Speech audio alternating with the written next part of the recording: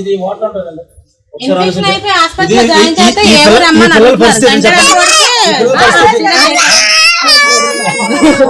నిన్న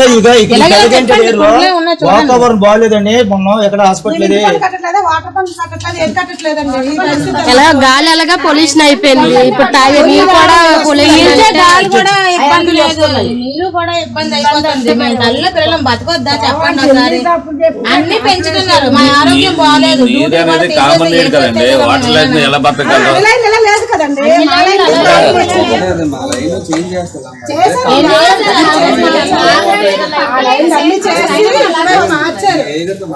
కానీ సేమ్ మళ్ళీ ప్రాబ్లం అదే రిపీట్ అయ్యింది.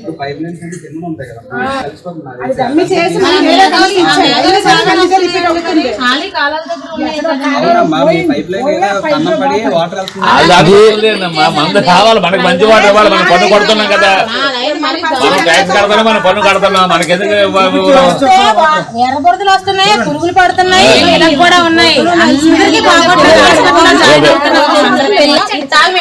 చెప్పండి.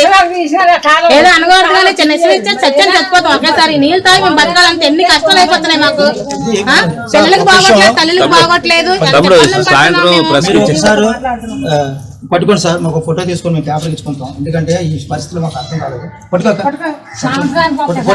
ఇక్కడికి 160 రోడ్డు వస్తుంది. గంగవారి పోర్టు వల్ల, పొల్యూషన్ వల్ల పిల్లలు చాలా ఊపిరితిత్తుల ఇబ్బందులు ఉన్నాయి.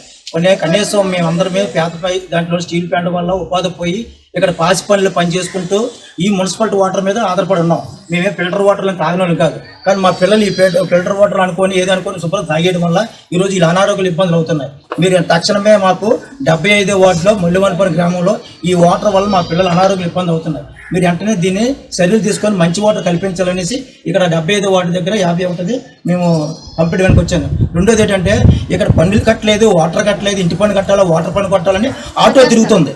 ఆటో ప్రసారం తిరుగుతుంది. ఇంటి పన్నులు కట్టాలి టయానికి, లేకపోతే ఫైనల్ వేసేస్తానండి. మరి ఈరోజు ఫైనల్ వేసేటప్పుడు నేను వాటర్ వేసేసాడు చూసే బాధ్యత ఎవరిదండి? జిఎంసీ అధికారులు కదా, సచివాలయం అధికారులు కదా. దయచేసి మీరు కూడా ప్రజలను కాపాడుకోండి. తర్వాత మీ పదవుల కోసం మీరు ఆలోచించండి. మీరు కూడా మా కోసం మీకు ఉద్యోగాలు ఇచ్చారు, మా సర్వే చేసినట్టయితే ఇలాంటి వాటర్ని అరికట్టండి. ఇది మా రిక్వెస్ట్ అడుగుతున్నాం. Okay, thank you sir. Welcome to our YouTube channel. Don't forget to like, subscribe and share the videos.